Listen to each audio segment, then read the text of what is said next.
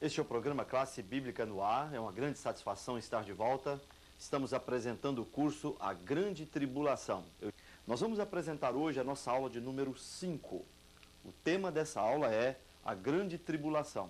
Você se lembra que na aula anterior estávamos falando justamente sobre a Grande Tribulação e hoje nós vamos dar continuidade a este assunto. Na nossa aula de hoje, nós temos alguns objetivos a serem alcançados. Ao final dela, você deverá ser capaz de, primeiro, explicar o tipo de paz e prosperidade a serem gozadas pelo mundo nos dias da grande tribulação sob o governo do anticristo. Segundo, dizer qual o tempo de duração da grande tribulação e qual a sua pior fase. Terceiro, responder à pergunta: haverá salvação durante a grande tribulação? Inclusive explicando o ministério das duas testemunhas do capítulo 11 de Apocalipse. Quarto, mostrar como se dará a fuga de Israel durante a grande tribulação. Esses são os nossos objetivos e o texto de número 1 fala sobre a paz e prosperidade falsas. É justamente isso que vai ocorrer na grande tribulação. Um sentimento, uma expectação de paz e de prosperidade, mas sem uma base real. E eu gostaria de ler com você 1 Tessalonicenses, capítulo 5, versículo 23. E depois ler Apocalipse, capítulo 6, versículo de número 2. Vamos ler primeiro a referência de 1 Tessalonicenses, capítulo 5, versículo 3. Nos diz assim a Bíblia: quando andarem dizendo paz e segurança, eis que lhes sobrevirá repentina destruição, como vêm as dores de parto a que está para dar à luz, e de nenhum modo escaparão. Esse texto é claro em dizer que haverá uma falsa paz, um sentimento de calma, de tranquilidade ilusórios, porque quando as pessoas estiverem imaginando que haverá paz, virá então uma repentina destruição e ninguém escapará. Essa é uma das características do período da grande tribulação. E eu gostaria de ler ainda Apocalipse, capítulo 6, versículo 2. Vi então, e eis um cavalo branco, e o seu cavaleiro com um arco, e foi-lhe dada uma coroa, e ele saiu vencendo e para vencer. Esses dois textos, eles compõem uma passagem paralela que fala do período da grande tribulação. O cavaleiro assentado no cavalo branco é um tipo do anticristo. Existem algumas pessoas que têm dificuldade em entender isso e acham que esse cavaleiro montado num cavalo branco é o Senhor Jesus Cristo. Mas essa é uma confusão. De fato, em Apocalipse, capítulo 19, versículo 11, nós temos ali uma alusão a um cavaleiro montado num cavalo branco. Ali sim é o Senhor Jesus Cristo. Mas aqui em Apocalipse 6 e 2, esta é uma alusão ao anticristo, exatamente porque esse cavaleiro montado num cavalo branco está situado no período da grande tribulação. E nesse período, Jesus vai estar com a igreja, nas bodas do Cordeiro. E ele permanecerá lá durante toda a extensão da grande tribulação e então retornará para estabelecer aqui o milênio. Esse texto de Apocalipse, capítulo 6, ele apresenta 4 cavaleiros montados em 4 cavalos de cores diferentes. Nós citamos um montado num cavalo branco, existe um outro montado num cavalo vermelho, e a Bíblia diz que esse cavalo vermelho é símbolo das guerras e das mortes violentas que ocorrerão no período da grande tribulação. Também um cavaleiro montado em um cavalo preto, e esse cavalo preto é símbolo de fome. Haverá fome no período da grande tribulação. O anticristo, com aquela aparência de ser supremo, todo-poderoso, que tem a solução de tudo, não conseguirá resolver o problema da fome no período da grande tribulação.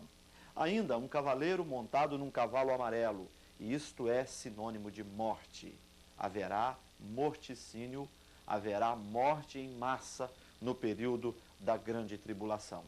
Esse quadro que estamos traçando nos mostra que a paz e a prosperidade ensinadas e pregadas pelo anticristo sob o seu governo será uma paz e uma prosperidade totalmente falsas, sem bases reais.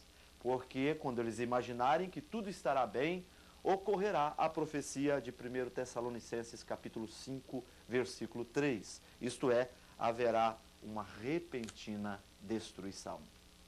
Os assuntos sobre a grande tribulação, eles estão de uma forma muito latente no livro do Apocalipse.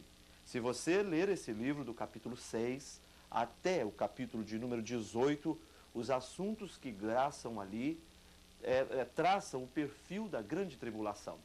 E nós sabemos que a grande tribulação, ela terá um período de 7 anos. E esses capítulos traçam exatamente esses 7 anos de grande tribulação que virá sobre o mundo. Nós ensinamos que a tribulação terá 2 períodos de 3 anos e meio cada um deles. Nós vamos estar falando sobre isso. Do capítulo 6 até o 9, a Bíblia fala a respeito do primeiro período da grande tribulação, e do 10 até o 18 do livro de Apocalipse, a Bíblia fala a respeito do segundo período da grande tribulação. Há uma característica marcante no anticristo. Ele levará consigo um número. O número do anticristo será 666. O texto de Apocalipse é muito claro em dar o nome ao anticristo. Você pode conferir no versículo 17 e 18 do capítulo 13. Aliás, eu vou ler com você esta passagem para que fique bem claro na nossa mente, no nosso coração, o que é que a Bíblia fala a esse respeito. Livro do Apocalipse, capítulo 13, versículos 17 e 18. Nos diz assim: para que ninguém possa comprar ou vender, senão aquele que tem a marca, o nome da besta ou o número do seu nome. Aqui está a sabedoria. Aquele que tem entendimento, calcule o número da besta, pois é número de homem. Ora, esse número é 666. Esses versículos são claros em indicar que o anticristo tem um nome e ele tem um número. E o número é 666. Muita especulação tem surgido a esse respeito, inúmeras interpretações, inclusive esse número tem sido identificado com personagens da atualidade, mas todas essas colocações não passam de especulações, não passam de forçação do texto sagrado, porque a Bíblia não nos dá nenhuma autoridade para dizer que o anticristo é essa ou aquela pessoa. No momento em que ele se manifestar, ficará claro, porque o anticristo manifesto, ele terá no seu perfil as características que a Bíblia traça a seu respeito. Esse número 666, normalmente, ele é interpretado de 2 formas. Em primeiro lugar, o 6 é o número da imperfeição e o 3 é o número de Deus. Multiplicando 6 por 3, alguns intérpretes entendem que ao receber esse número 666, o anticristo estará também arrogando para si o direito de ser Deus. É apenas uma interpretação. O número do homem é 6 e este número retrata a imperfeição. No número 666, nós temos a unidade 6 3 vezes. Então, alguns intérpretes entendem que aqui, na vida e no perfil do anticristo, estará o acúmulo de toda maldade, de toda iniquidade. Nós não estamos aqui fazendo nenhuma interpretação do número 666. Estamos apenas expressando a vocês que existem algumas interpretações a respeito do número. Contudo, nós sabemos que ele é significativo porque o versículo indica que, tendo sabedoria, e a partir desse número, nós poderemos chegar ao anticristo.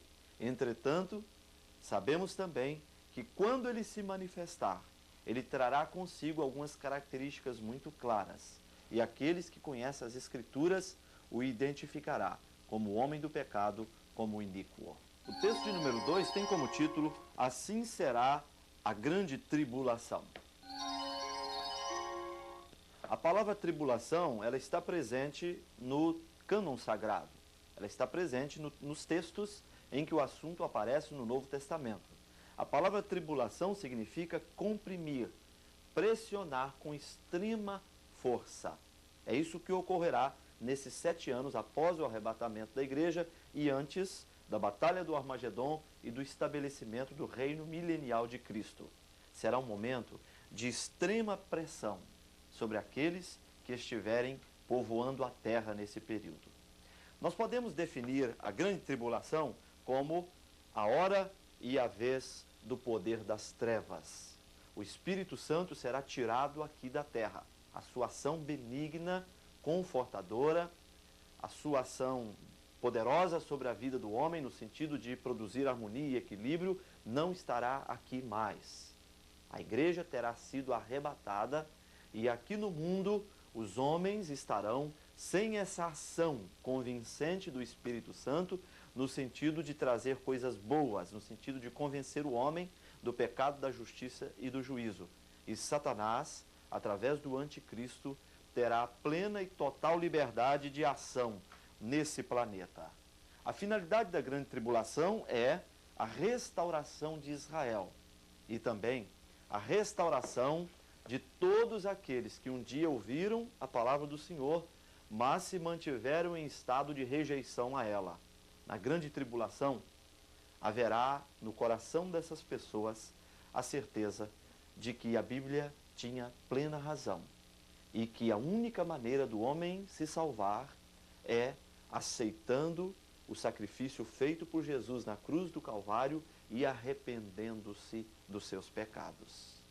Aqueles que tiveram no seu coração plantada a semente do Evangelho, na grande tribulação, terão também o discernimento do que está acontecendo naquele momento, na duração dos 7 anos. Eu quero ler um texto que está em Apocalipse capítulo 11, versículos 2 e 3, e também Apocalipse capítulo 12, versículo de número 6. Acompanhem comigo esta leitura. Mas deixa de parte o átrio exterior do santuário e não meças, porque foi ele dado aos gentios. Estes, por 42 meses, calcarão aos pés a cidade santa. Ainda o versículo de número 3. Darei as minhas 2 testemunhas que profetizem por 1260 dias, vestidas de pano de saco.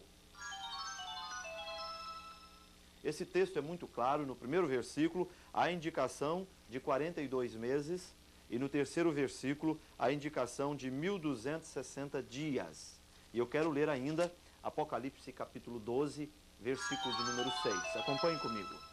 A mulher, porém, fugiu para o deserto, onde lhe havia Deus preparado lugar para que nele a sustentem durante 1260 dias. Eu estou lendo esses versículos, eles trazem uma indicação de tempo, exatamente para mostrar, pela Bíblia Sagrada, a duração da grande tribulação. Esses números são os mesmos. 42 meses e 1260 dias equivalem a 3 anos e meio. E a Bíblia, quando utiliza desse número, 1260 dias, ou então 42 meses, ela está fazendo alusão a uma parte dos 7 anos de grande tribulação. Isto é, o período todo é composto de 7 anos, divididos em 2 partes, de 3 anos e meio cada uma destas partes. E esses números contidos no texto que eu acabei de ler, retrata a primeira parte da grande tribulação, isto é, 3 anos e meio. O livro do profeta Daniel também contém um número de 1290 dias. Eles aludem a uma das metades do período de 7 anos de grande tribulação. Nós estamos colocando esses textos aqui exatamente para mostrar que a Bíblia, ela fala a respeito da duração desse período. Contudo, nós não devemos de forma alguma imaginar que apenas o Novo Testamento fala da grande tribulação. Nós temos um texto em Deuteronômio 4:30. É a primeira alusão a este momento histórico na vida da humanidade. Eu quero ler com você Deuteronômio capítulo 4, versículo de número 30. Quando estiveres em angústia e todas essas coisas te sobrevierem nos últimos dias e te voltares para o Senhor teu Deus e lhe atenderes a voz. Essa é a primeira alusão a esse período na Bíblia. Mas nós temos em diversos livros, o profeta Jeremias, o profeta Isaías, enfim, Ezequiel, Daniel, todos eles falaram a respeito desse momento na história da humanidade. Normalmente nós vinculamos a grande tribulação aos judeus, e é claro, haverá uma conversão em massa dos judeus naquele período. Inicialmente, eles serão enganados pelo anticristo e estarão ligados a ele, dando-lhe apoio. Contudo, quando ele desejar assentar-se no trono e assumir prerrogativas divinas, então os judeus romperão com o anticristo. E nós teremos aí a segunda metade do período da grande tribulação, isto é, os últimos 3 anos e meio, que irão terminar na grande batalha do Armagedon. Só recapitulando, o livro do Apocalipse, do capítulo 6 ao 18, fala da grande tribulação. Do capítulo 6 até o 9, nós temos os primeiros 3 anos e meio da grande tribulação, e do 10 ao 18, nós temos o período final de 3 anos e meio. Repito, que culminará com uma grande batalha. Jesus voltará outra vez. Esta será a segunda fase da sua segunda vinda. E então o anticristo será vencido e todos aqueles que fizerem parte da multidão de nações e de pessoas que estarão dando sustentação ao seu governo. O texto de número 3 do nosso manual nos traz uma pergunta: haverá salvação durante a grande tribulação? O que é que você pensa a respeito disso? É mais importante sabermos o que é que a Bíblia diz a respeito deste assunto. Eu gostaria de ler com você Apocalipse capítulo 7, versículo de número 14. Acompanhe comigo essa leitura. Respondi-lhe: meu Senhor, tu sabes. Ele então me disse: são estes os que vêm da grande tribulação, lavaram suas vestiduras e as alvejaram no sangue do Cordeiro. O texto é muito claro em dizer que haverá salvação durante este período. É claro, ninguém deve estar adiando para a grande tribulação a sua decisão de aceitar pela fé o sacrifício vicário e substitutivo de Jesus Cristo. Ninguém deve ficar adiando, é um risco imenso, é um risco com repercussões para a vida eterna, e nós não sabemos o que nos acontecerá daqui a 5, 10 minutos, ou daqui um dia, uma semana. Esse é o tipo de decisão que o homem precisa tomar o quanto antes possível. E existe um dado muito interessante, é que a ação do Espírito Santo não estará mais aqui nesse planeta. Logo, eles terão as suas vestes lavadas no sangue do Cordeiro, contudo, eles farão isso debaixo de um clima de extremo sofrimento. E, em relação à população total do planeta nesse período, o número de pessoas salvas será insignificante. Hoje nós temos a ação do Espírito Santo convencendo o homem do pecado, da justiça e do juízo. O Espírito do Senhor exorta, encoraja o homem a tal decisão. Contudo, na grande tribulação ele não estará mais aqui. E aí, o processo de recebimento de Jesus como Salvador, ele terá um item que tornará muito mais difícil esse tipo de decisão. Contudo, nós não podemos generalizar dizendo que não haverá salvação. Haverá, sim, excepcionalmente. Algumas pessoas se manterão fiéis à mensagem. Eles estarão convencidos na sua mente, no seu coração, de que os eventos que estarão se sucedendo naquele momento fazem parte das profecias contidas no Antigo Testamento e também no Novo Testamento. A possibilidade de salvação na grande tribulação apenas indica a eficácia do sangue de Jesus Cristo. Aquelas pessoas que estavam lá no Antigo Testamento foram salvas porque tinham seus olhos voltados para um sacrifício que aconteceria no Calvário, daí a muitos anos. E elas foram salvas por causa daquele sangue derramado ali na cruz. Atualmente, ao longo da história, aconteceu justamente assim. Os homens em qualquer parte do planeta, em qualquer momento histórico, ao aceitarem esse sacrifício feito no Calvário pela fé, foram salvos. E na grande tribulação, o sangue de Jesus terá a mesma eficácia.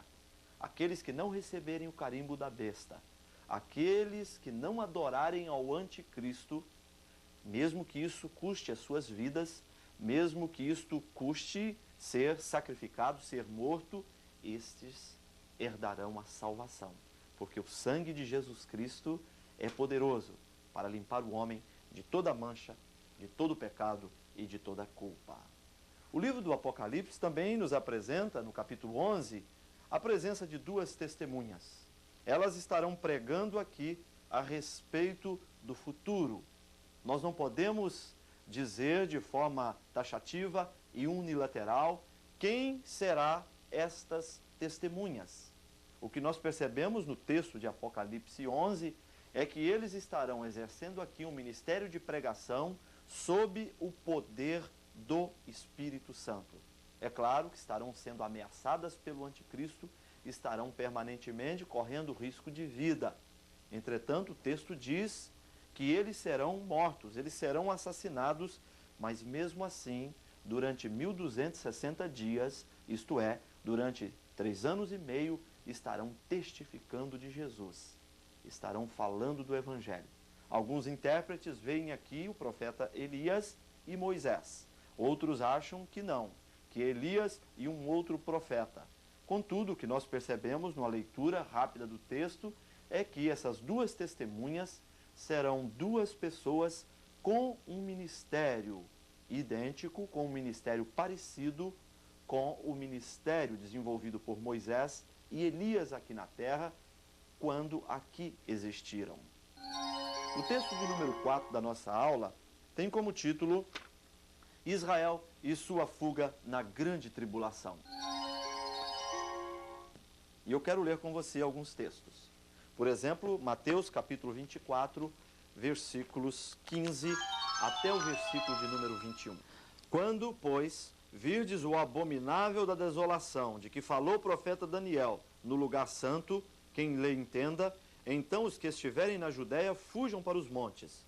Quem estiver sobre o eirado não desça a tirar de casa alguma coisa. E quem estiver no campo não volte atrás para buscar a sua capa. Ai das que estiverem grávidas e das que amamentarem naqueles dias. Orai para que a vossa fuga não se dê no inverno, nem no sábado, porque nesse tempo haverá grande tribulação, como desde o princípio do mundo até agora não tem havido e nem haverá jamais. Esse texto é claro em dizer de uma fuga do povo de Israel. O texto começa a falar a respeito do abominável da desolação. Quem é este? É o homem do pecado, é o iníquo, é o anticristo. E ele estará fustigando o povo de Deus, ele estará pressionando o povo de Deus. E haverá uma fuga em massa, haverá uma fuga de uma multidão de judeus nesse período. O capítulo 24 do Evangelho de Mateus é conhecido como um texto escatológico. Do versículo de número 3 até o versículo de número 14, nós temos ali a expressão do primeiro período da grande tribulação, isto é, os primeiros 3 anos e meio. No capítulo 24, versículos 15 a 29, nós temos ali a retratação dos eventos situados na última metade dos 7 anos, isto é, nos últimos 3 anos e meio da grande tribulação. Em Mateus 24, versículos 30 e 31, nós temos a expressão da segunda vinda de Jesus Cristo. Vocês se lembram que nas aulas anteriores dissemos que a segunda vinda de Jesus ao mundo está dividida em 2 fases. Na primeira, ele veio para arrebatar. Ele vem até as nuvens, ele vem para os seus. Na segunda fase da sua segunda vinda, ele pisa aqui na terra. E ele não vem mais para os seus, mas ele vem com os seus. E esse texto de Mateus 24, 30 e 31 fala dessa manifestação de Jesus em glória, quando ele pisará no Monte das Oliveiras e então dará uma grande vitória ao povo de Israel. Esta vitória é chamada Batalha do Armagedon. Ainda no Evangelho de Mateus, capítulo 24, versículo 31 a 46, nós temos o julgamento das nações, que é o prelúdio, que é a cena anterior para a ocorrência, para a implantação do reino milenial de Jesus Cristo. Estamos chegando ao final da nossa aula. Esperamos que você tenha tido um bom aproveitamento dos minutos passados juntos aqui. Deus te abençoe, estaremos juntos no nosso próximo encontro.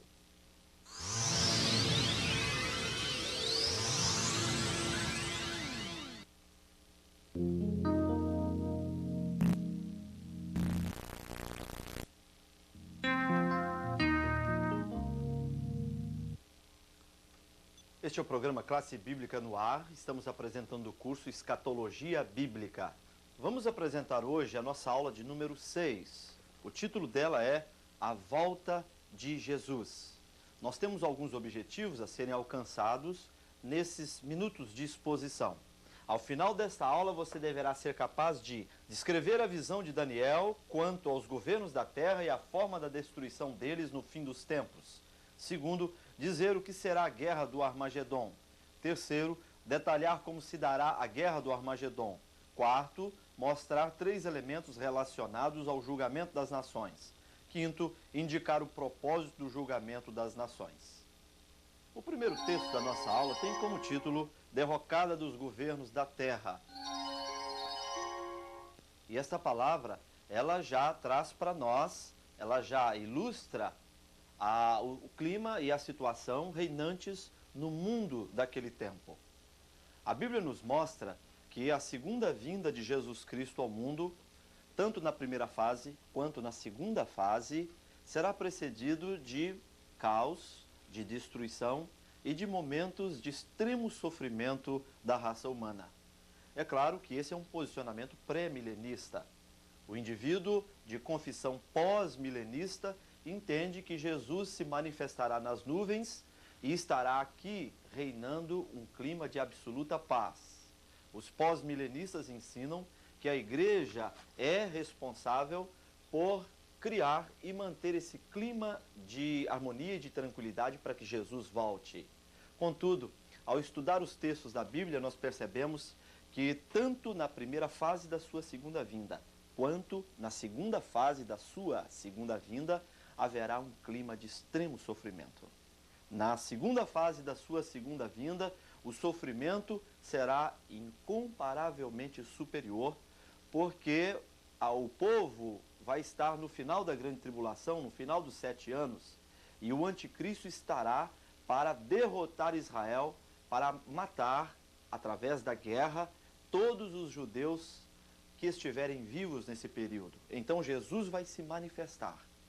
E então colocará os seus pés no Monte das Oliveiras e ali, com o sopro da sua boca, derrotará o anticristo e as nações confederadas que estarão dando apoio ao seu governo sobre a terra.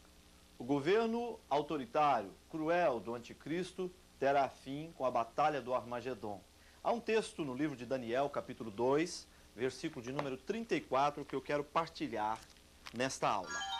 Nos diz assim a palavra do Senhor: Uma pedra foi cortada sem auxílio de mãos, feriu a estátua nos pés de ferro e de barro e os esmiuçou. Esse texto é claro em nos mostrar a presença de uma estátua cujos pés eram compostos de uma mistura entre ferro e barro, e que uma mão lançou uma pedra contra ela e então os seus pés foram esmiuçados. É muito significativo para nós essa composição. Se a estátua fosse apenas de ferro, o lançamento de uma pedra não poderia destruir o ferro. Contudo, ela era um composto de ferro e barro, e a pedra sendo lançada esmiuçou-os. Isso nos mostra que só Deus é perfeito, só Deus é imbatível. Tudo aquilo que é feito pela criatura, tudo aquilo que foi feito por aquelas pessoas ou seres criados por Deus, terá o seu elemento de imperfeição. E basta que Deus queira, qualquer estrutura, qualquer projeto, por mais humanamente impossível de cair diante da soberania e do poder de Deus, isso poderá não representar nada. O reino do anticristo terá uma mistura entre ferro e barro, mas a mão poderosa do Senhor, julgando este mundo e julgando os seres existentes nele, colocará um ponto final no exercício, no governo do anticristo. Isso vai acontecer, nós repetimos, na Batalha do Armagedon, no final dos 7 anos da grande tribulação. Nós percebemos em alguns textos da Bíblia, por exemplo, Isaías 14, 12, Ezequiel 28 e 16, que Satanás é lançado para a terra. E nós percebemos no Novo Testamento, Paulo falando que foi arrebatado, se no corpo ou fora do corpo, e foi levado ao terceiro céu. Os intérpretes entendem que esses 3 céus colocados por Paulo, em primeiro lugar, um é a atmosfera, é o que está imediatamente acima da nossa cabeça. O outro é o local onde estão as estrelas, o céu estelar. E o terceiro é o local onde está o paraíso. A Bíblia diz que Satanás foi lançado de onde estava, isto é, na presença do Senhor, para as regiões celestiais, isto é, para o segundo céu. Os ares, como diz o apóstolo Paulo, que a nossa luta não é contra carne e sangue, mas é contra as potestades e os principados que habitam nas regiões celestiais, isto é, habitam nas regiões estelares. A Bíblia diz que ele foi lançado do céu para esta região. No período da grande tribulação, ele estará agindo aqui na terra, isto é, nós percebemos uma decadência progressiva na vida e na atuação de Satanás. Satanás, que no passado remoto estivera na presença de Deus, foi expulso para as regiões estelares. E na grande tribulação, a sua presença estará restrita ao planeta Terra. Ele estará aqui agindo com todas as forças do seu ser. Contudo, no final, o Senhor dará uma grande vitória ao seu povo. Às vezes as pessoas não compreendem como um ser onipotente, onipresente e onisciente como Deus pode permitir tanta miséria e tanto sofrimento nesse planeta. Pela Bíblia nós entendemos que tudo está colocado dentro do plano de Deus. Satanás hoje tem liberdade para agir na vida dos homens e na grande tribulação ele terá muito mais autoridade, porque aqui não estará mais a ação do Espírito Santo. Contudo, Deus estabeleceu um plano em que ele será definitivamente vencido e destruído. Nós estamos falando da Batalha do Armagedon, aquele momento de triunfo para o povo de Israel, para o povo de Deus. É claro que ele será antecedido de uma profunda insegurança, de uma profunda certeza de que não poderiam vencer e batalhar contra o anticristo e as nações que estarão lhe dando apoio. Mas o Senhor se manifestará e na Batalha do Armagedon concederá uma grande vitória, um grande triunfo ao seu povo. Eu quero ler 2 passagens bíblicas, uma está em Zacarias 12, 3, a outra em Zacarias 12, 9 e a outra em Zacarias capítulo 14, versículo de número 3. Acompanhe essa leitura.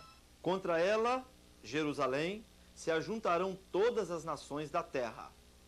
Naquele dia procurarei destruir todas as nações que vierem contra Jerusalém. E ainda Zacarias 14, 3. Então sairá o Senhor e pelejará contra essas nações, como pelejou no dia da batalha. Esses textos estão falando da Batalha do Armagedon. É claro, nós temos outros, o Apocalipse fala a respeito desta grande batalha e nós não devemos confundi-la com a Batalha de Gog. Nós já falamos sobre este assunto, Ezequiel capítulo 38 e 39. Esta batalha ocorrerá no início dos 7 anos da grande tribulação. E a Batalha do Armagedon ocorrerá no final da grande tribulação. Nós podemos chamar a Batalha de Armagedon como o momento de transição entre o período de 7 anos da grande tribulação e o estabelecimento do reino milenial de Jesus Cristo. A palavra Armagedon vem do grego Armagedon e significa Vale do Megido, ou então Monte do Megido, e ainda Colina do Megido. Quando nós lemos o livro dos Reis, nós percebemos que grandes batalhas ocorreram ali. Por exemplo, Gideão com seus 300, você conhece essa passagem bíblica? Deus deu uma grande vitória a Gideão diante de um imenso exército, sendo que ele contava apenas com 300 homens. Ainda no vale ou na montanha de Megido, ocorreu a morte de Saul, ocorreu também a morte de Jezabel, a feiticeira, e também a morte do rei Josias sob as mãos de Faraó, rei do Egito. É nesse local que ocorrerá a grande batalha do Armagedon. Essa batalha é chamada também de o grande dia do Deus Todo-Poderoso. O Senhor vai se manifestar e então Satanás será preso durante 1000 anos e os seus exércitos serão destruídos. Percebemos uma certa escala de organização, de ascendência nos acontecimentos que precederão a batalha do Armagedon. Por exemplo, o anticristo vai estar tendo domínio total sobre o mundo e ele vai arregimentar, ele vai reunir as nações contra o povo de Israel. Todos no mundo estarão convencidos e certos de que Israel precisará ser varrido da face da terra. Isso vai acontecer através da guerra. E quando Israel estiver para ser derrotado, o Senhor se manifestará de forma sobrenatural e destruirá todos os exércitos de Satanás. Então, estabelecer-se-á nesse planeta o reino de paz, o reino de 1000 anos, que a Bíblia chama de o milênio. Armagedon, então, é um momento de transição. A grande tribulação vai estar tendo o seu ponto final, quando esta batalha ocorrer.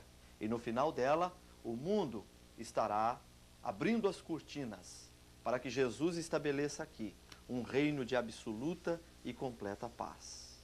Isso vai acontecer pela ação de Deus. É claro, ao longo da história nós podemos constatar isso nos livros da Bíblia, como Deus tem mantido a Israel, sempre de forma espetacular, sobrenatural. Quando nós estudamos, por exemplo, a história das conquistas de Israel sob Josué, eles atravessaram o Jordão e encontraram sempre nações muito bem fortificadas, muito bem armadas. E Deus sempre os fez vencer sem que eles tivessem exatamente um exército armado, sem que eles tivessem uma estratégia para vencer o povo. A derrocada, por exemplo, de Jericó ocorreu do ponto de vista humano sem nenhuma estratégia. O que Deus disse a Josué parecia algo ridículo. Eles deveriam rodear a cidade durante 7 dias. No 7º dia, eles rodeariam por 7 vezes e na 7ª vez os sacerdotes tocariam as trombetas, o povo gritaria e aquelas muralhas ruiriam. Aconteceu exatamente assim e o povo de Israel tomou posse de Jericó. E nós temos diversos relatos ao longo da história. Por exemplo, a Batalha dos 6 Dias, em 1967, quando Israel impôs ao mundo árabe uma fragorosa derrota. Qual é a razão? Como é que nós explicamos essa contradição do ponto de vista humano? Nós explicamos pelo fato de que a boa mão de Deus, a presença do Senhor, sempre esteve com aqueles que lhe são fiéis, aqueles que se autodeterminaram a obedecer os planos do Senhor. E lá na Batalha do Armagedon estará uma multidão composta de pessoas que viveram durante 7 anos de grande tribulação e pessoas convictas de que os eventos narrados ali haviam sido profetizados no Novo Testamento e no Velho Testamento, isto é, no cânon sagrado. E eles se manterão fiéis, esperando uma atuação, uma ação sobrenatural, milagrosa de Deus. E o Senhor vai cumprir, o Senhor vai honrar a fé daquele povo, manifestando-se no momento crucial em que eles estavam para ser derrotados. E então dará ao povo uma grande vitória. O texto de número 3 da nossa aula continua o assunto da batalha de Armagedon. E eu quero ler Mateus capítulo 23, versículos 38 e 39. Acompanhe essa leitura. Eis que a vossa casa vos ficará deserta. Declaro-vos, pois, que, desde agora, já não me vereis, até que venhais a dizer, bendito que vem em nome do Senhor. A última parte desse versículo traduz as palavras e os pensamentos que estarão nos lábios e na mente daquele povo. Quando eles estiverem para ser destruídos, Jesus vai se manifestar e eles dirão: bendito o que vem em nome do Senhor. Apocalipse capítulo 1, versículo 7, nos fala alguma coisa a respeito da vinda de Jesus no final da grande tribulação. Quero fazer essa leitura. Eis que vem com as nuvens, e todo olho o verá, até quantos o transpassaram, e todas as tribos da terra se lamentarão sobre ele. Certamente. Amém. Esse versículo fala da segunda fase, da segunda vinda de Jesus Cristo ao mundo, para batalhar pelo povo e fazê-los vencer diante das impossibilidades humanas, diante do que representava o anticristo. Mas Deus é que fará o povo triunfar, e nós o louvamos, porque só Ele é onipotente, onipresente, onisciente e soberano. E Satanás um dia será preso definitivamente, e nós estaremos com o Senhor. É preciso frisar que o anticristo não será exatamente o diabo, Satanás, mas será um homem nascido de mulher, um homem 100% natural, que será usado de uma forma intensa nas mãos do inimigo. Nós, quando lemos, por exemplo, Apocalipse capítulo 13, versículo 1, temos ali o surgimento de uma besta que vem do mar. E a expressão mar significa polvo. Isso quer dizer que o anticristo, ele nascerá como qualquer um outro ser humano. Ele passará por todos os processos naturais do homem. Mas um dia ele se apresentará como o que tem a solução, o que tem a capacidade de governo sobre o planeta Terra. E então Satanás usará esta vida nos níveis mais elevados de maldade, com os intentos maiores de destruição do homem e da raça humana. Mas o anticristo, como nós estamos falando, será destruído. Satanás será vencido definitivamente. E eu quero ler um texto que está em Apocalipse, capítulo 19, versículo de número 20. Mas a besta foi aprisionada, e com ela o falso profeta que, com os sinais feitos diante dela, seduziu aqueles que receberam a marca da besta e eram os adoradores da sua imagem. Os dois foram lançados vivos dentro do lago de fogo que arde com enxofre. Esse versículo é muito claro em mostrar o julgamento de Deus sobre a besta, isto é, o anticristo, e o seu falso profeta. Ambos serão aprisionados e lançados eternamente no lago de fogo, no lago de enxofre. A Bíblia nos mostra, nos revela um Deus justo, um Deus todo-poderoso, que no momento está permitindo a presença de Satanás nesse planeta. A Bíblia diz que o mundo jaz no maligno. E durante a grande tribulação, Satanás estará agindo aqui na maior intensidade possível, utilizando a besta, isto é, o anticristo e o seu falso profeta, que faz milagres diante dos homens e ao mesmo tempo os influenciam para adorar o anticristo. Mas ao final do Armagedon, eles serão aprisionados e lançados no lago de enxofre, no lago de fogo. E o versículo 21 conclui dizendo que todos aqueles que adoraram a besta, influenciados pelo falso profeta, esses serão mortos. Eu vou ler outra vez o versículo 21 para você. Os restantes foram mortos com a espada que saía da boca que estava montado no cavalo, e todas as aves se fartaram das suas carnes. Então vejam bem, a expressão espada simboliza palavra, palavra de Deus. O Senhor emitiu uma palavra, e todos aqueles que seguiram o anticristo foram mortos, e as aves se fartaram das suas carnes. O texto de número 4 da nossa aula fala sobre o julgamento das nações. Haverá um julgamento. A nossa sociedade não gosta dessa ideia, porque é uma sociedade hedonista, que vive em busca do prazer apenas. Mas haverá um momento que Deus vai julgar as nações. Mateus capítulo 24, versículo 22 diz: não tivessem aqueles dias sido abreviados, e ninguém seria salvo, mas por causa dos escolhidos, tais dias serão abreviados. Esse texto é muito claro em mostrar que a grande tribulação, mesmo tendo 7 anos, ela compõe uma abreviação do que Deus poderia fazer. E ele abrevia exatamente por causa dos seus escolhidos. E a grande tribulação em si mesma já é uma forma de Deus julgar este mundo. A Bíblia narra diversos julgamentos de Deus na história da humanidade. Por exemplo, a expulsão de Adão e Eva do jardim do Éden foi uma forma de julgamento, porque eles haviam praticado aquilo que Deus disse que eles não deveriam fazer. Depois nós tivemos o dilúvio.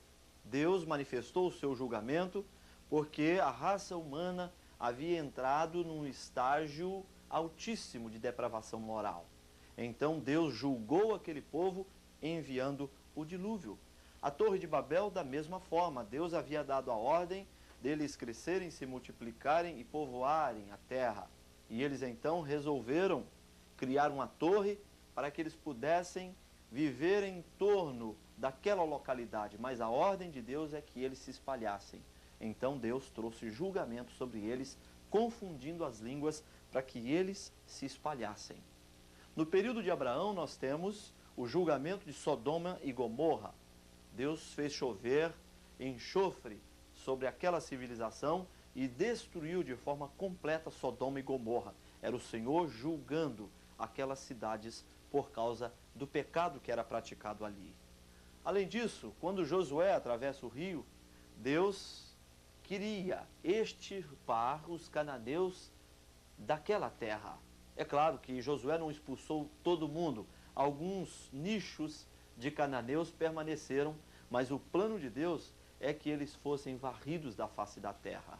Deus estava julgando os cananeus por causa das suas práticas pagãs, por causa da prostituição cultual praticada por eles em seus cultos e também o sacrifício de crianças, o sacrifício humano e toda espécie de abominação contra o Senhor.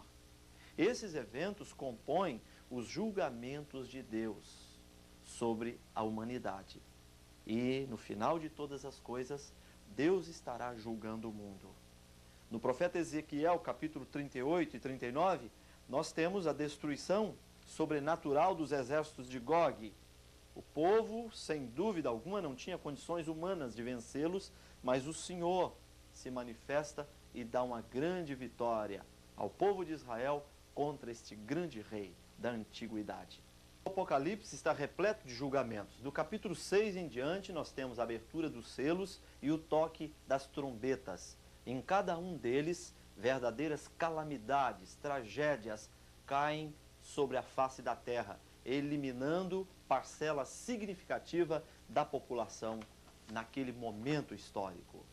O texto de número 5 da nossa aula continua sobre o julgamento das nações. O homem, repito, não gosta dessa ideia de julgamento, mas ela é utilizada na Bíblia e nesses julgamentos estará presente todos os elementos de um julgamento normal. Por exemplo, haverá um réu, haverá uma vítima, haverá um juiz e haverá os jurados. Deus, é claro, já terá determinado o castigo sobre estas nações, julgando que o pecado praticado por eles e o estado de rejeição no seu coração culminará com a condenação dessas nações, com o julgamento dessas nações. Mas qual é o objetivo desses julgamentos? Vou colocar duas coisas. Em primeiro lugar, revelar a injustiça dessas nações e, ao mesmo tempo, a justiça de Deus ao aplicar a elas o castigo. Em segundo lugar, mostrar o pecado delas paralelamente com a justiça de Deus. Não há como ensinarmos apenas sobre o amor de Deus. Sim, Ele é um Deus de amor, mas Ele é também um Deus justo, que vai mostrar, que vai revelar, através do seu julgamento das nações, que o homem não fica impune quando pratica o erro, quando pratica o pecado. As nações serão julgadas, isto é, aquelas que rejeitaram o Senhor e praticaram abominações contra Deus, não estarão presentes na duração dos 1000 anos que compõem o milênio. Apenas aquelas que receberam a mensagem do Messias e rejeitaram ao anticristo. Diversos julgamentos a Bíblia apresenta. Por exemplo, o julgamento de Israel, por intermédio da grande tribulação. O julgamento da Babilônia, é só você ler em Apocalipse capítulo 17 e também o capítulo 18. O julgamento das nações, e eu creio que esse julgamento, ele inicia com o arrebatamento da igreja. Estabelece-se a grande tribulação, e as nações ali, durante 7 anos, são julgadas, até que tudo termina na grande batalha do Armagedon. E no final, teremos o julgamento de Satanás e seus anjos, quando Deus estará colocando um ponto final na trajetória de maldade e de destruição imposta pelo inimigo, imposta pelo iníquo à vida de todos os homens que habitam na face da terra. Estamos chegando ao final da nossa aula, apresentamos aqui a nossa aula de número 6 e esperamos que Deus tenha abençoado a sua vida de forma muito especial. Até o nosso próximo encontro.